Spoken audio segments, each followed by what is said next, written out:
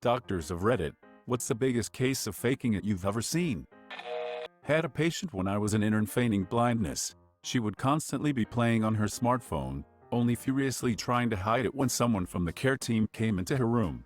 The best was when my attending one day strolled past her room and threw his hand up in a highly exaggerated hello wave. She started to throw her arm up too, but caught herself halfway through, then threw her hand back into her lap and pretended to be staring off into nothing. I would never have expected pretending to be blind to be such a commonly faked issue, but reading this thread has changed my mind on that. I didn't know it was common either. We have a guest at my workplace who is either pretending to be blind or exaggerates her vision loss a good deal. She once yelled out to me specifically across a room. I was standing near 3 other employees of similar height and build, all wearing the same uniform. Everyone has a story about her. A friend of mine likes to stick out her hand for a handshake when people come in feigning blindness. Nearly all of them instinctively meet her handshake. It's great to watch. How often does that happen?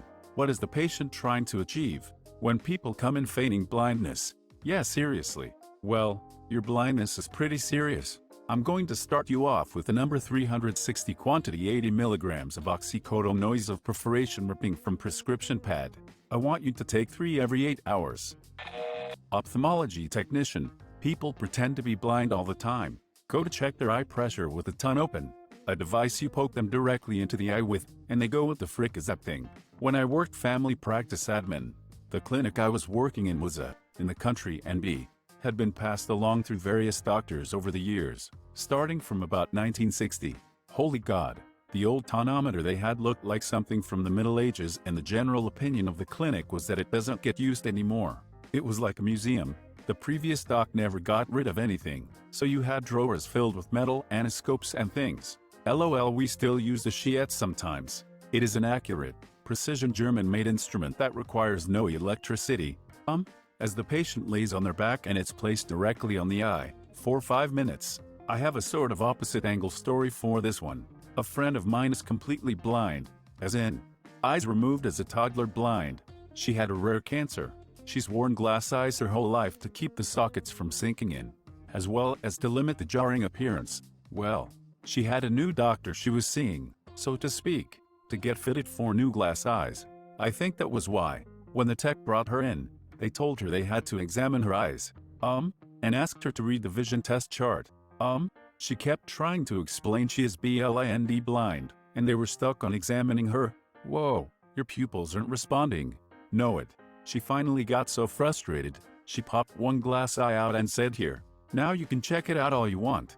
She apparently always would pull that gag on folks doubting her or teasing her. She's awesome that way. My cousin got glasses. Her 7-year-old little sister also wanted glasses because she thought it was so cool to wear them. So, she started telling her teachers she couldn't read what was on the chalkboard, and she'd squint at home and go incredibly close to the TV to watch things, because she said she couldn't see things clearly. Her parents got worried and took her to the doctor. She read everything wrong on the vision test. Everyone seemed convinced that she needed glasses, but the doctor was a little concerned, because the tests indicated she needed really thick glasses, and usually that wasn't the case unless there was a family history of vision issues. Her parents both had 20/20 vision, and her sister only had astigmatism. They all realized she was faking it, so the doctor told her parents in front of her that she'd need some pretty intense eye surgery so she'd be able to see without glasses. They even wheeled in a machine to make it convincing to say they could do the surgery right then and there. She freaked out, confessed to faking it all, and started to cry. She got grounded for a while. Years ago, I had a patient who had been rear-ended in an auto accident a few weeks before I saw her. She had a history of lupus. She was decked out in the usual "I'm crippled" paraphernalia: crutches, neck brace, elbow braces, wrist braces, knee braces, and could barely walk. I saw her a couple of times and she showed no improvement. One Saturday I was on call, but had to take a back streets route to the hospital because of an event taking place on the main thoroughfare. I apparently drove through her neighborhood, because, wonders behold, there she was wearing old lady spandex power walking down the sidewalk, holding weights in both hands. I did not call out to her. Next week, she was back in clinic, with her "I'm crippled" get up on again. A few weeks later I got the subpoena for the deposition, and it all became clear. What did you do at that point? We need part 2 of this story. I could not have sworn, under oath, that I had absolutely positively identified the woman power walking. I know it was her. I later confirmed she lived in that area. She and her attorney could have argued that it was her sister or daughter or cousin or whatever. So I just honestly answered all the questions during the deposition. Many I could not answer, because I did not see her immediately after the accident. I could, however, honestly say that I thought she had a good prognosis and was likely to recover fully. By the way, it is not unusual for patients seeking compensation through some legal process to exaggerate the degree of their injuries. Everybody involved in the process understands this. It is, however, incumbent upon a patient to maintain their act in a believable fashion. When I was a kid, I learned I could fake sick and get out of school. So 1-2 days a week I would get a migraine and hold my head and complain, and I would get to go home. Eventually my parents took me to a neurologist who said maybe you just don't let him eat chocolate and sugar. I admitted to faking and was grounded for a long time. I grew up the opposite way. I would get 3-4 migraines a week, but everyone thought I was faking it, because most days I seemed fine, just because I was learning how to deal with them and try to act normal. It wasn't until 8 years after they started that I went to a neurologist who said I have chronic migraines, which I dealt with unmedicated for 16 years. Now I'm on medication. I feel like my childhood was wasted. When I was a kid, I would plan my sick days way ahead of time. Had an old thermos that I would pour leftover milk, meat, whatever, leave it on the windowsill in my bedroom, just letting it fester for a month. Of course the thermos was closed so no smells escaped. I set an alarm for the middle of the night, dumped the contents of the thermos on my rug and ran in to tell my dad I was throwing up and so sick. However, this thermos monstrosity filled the entire condo up with horrible smells, and both me and my dad ended up puking into the tub at the same time every time we tried to clean up the rug. He had to take the day off work too. Needless to say, I never pulled it again. I was worried you were going to drink it in order to make yourself sick. Thank goodness it is not what happened. I'm not that big of a monster. Just a normal gremlin. LMAO. That's so awful. I never ever came clean about it either. He talked about that puke till the day he died. He thought I was dying because of how bad it smelled. I told my dad a lot of my stunts as I grew into an adult, but that one stayed in the vault. Puke thermos. Not a great idea. Oh God. The smell of rotten meat. I know that smell. It's horrid. You got the long end of the stick. You and your dad. Me? Frick.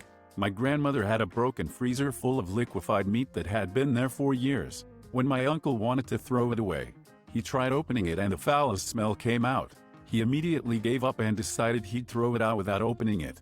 I was sitting at my computer, later in the afternoon, and I start smelling something weird. It smells really bad. I decide to follow that smell to the kitchen. Jesus Christ. You couldn't even breathe through your mouth, because you could taste it. It was so bad. My grandma opened the thing up and was throwing all of the meat away. It was all liquid at that point. Our home stank for a week. Neighbors even commented that they thought something had died. I had to take all that trash out. Worst day of my freaking life. Took a lot of willpower not to gag. My mom's an ER nurse, and she said once some crazy lady came in and complained how she had the whooping cough. And whenever she coughed, she followed it with a loud whop. She's doing it wrong. That's a coughing whoop. Exactly. The right way is to whoop before you cough. Whoop-cough. Yes, the whoop and cough. Dr. Zoidberg has entered the chat. I don't have the heart to tell her it's fin rot. 30 years old woman came to the ED with such excruciating belly pain. Paralyzed. Oh God, it hurts when you press there. Must have oxycodone now. ED doc said if she can get out of the ED bed and do 20 jumping jacks, we can give her the oxy. She did 20 jumping jacks, then got kicked out of the ED. Sounds like the woman who came into my dentist's office while I was working reception, sobbing frantically and saying she'd broken a tooth and was in agony. Wouldn't let the dentist examine the tooth. Just demanded that she needed something for the pain. She got kicked out pretty fast once the dentist managed to get a look and said it was broken, but it was an old break and didn't even come close to the nerve. And here I am with a broken molar, not wanting to go to the dentist, because it doesn't hurt too bad. Do it. I had a toothache and blew it off till I could barely stand from the pain. It was the day before Thanksgiving, and by the time I decided okay I should see a dentist, it was too late and everyone had left. Luckily an urgent care place had a dentist on call. Turns out my filling fell out and the tooth got infected and I had to get a root canal. Root canals are expensive, I will tell you that, and that's not including the crown I am now waiting on. Doctor should get a side gig as a personal trainer. Just some personal trainer tempting all their clients with drugs and then taking it away at the last second. I'm an ICU and ER nurse. We get a lot of malingering in the ER. One day, one of our frequent flyers came in and started faking a seizure in triage. Now obviously I know this lady and she's fake seized a million times before, but this time it's in the lobby in front of about 30 people who have no way of knowing that it's fake. She's lolling around on the floor making a damn fool of herself and folks look horrified. I walked up to her and said calmly, "Karen, what are you doing?" To which this genius responds, "I'm seizing." I told her to stop seizing. So, she did. Resident.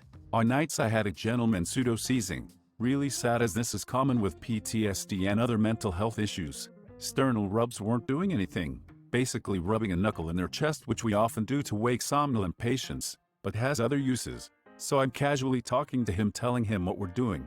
I do this with patients that can hear me or not. Then I tell him we're going to raise him up in the bed and go to put an arm under his shoulder to move him. He looks at me and says I can do it myself. Proceeds to move up in the bed, then continues his seizing. Bless his heart. I hope he gets the help he needs. Working at a military hospital, I saw a doctor fix a patient doing this by explaining how there is an electrolyte imbalance, which fortunately has a quick turnaround. He grabbed a normal saline flush and a needle and told the patient he was going to give him the medicine and he will be better within 30 seconds. Guy stopped and asked, "What medicine is it?" Doc told him it was normal saline, that it was highly effective and he rarely gives a shot like this. Gave it. Minute later he says, "Thanks doc. I think I'm ready to go now, I'm feeling a lot better." Amazing. This is a common trick in EMS, or so I'm told. Let's start a drip of normal saline. Stat.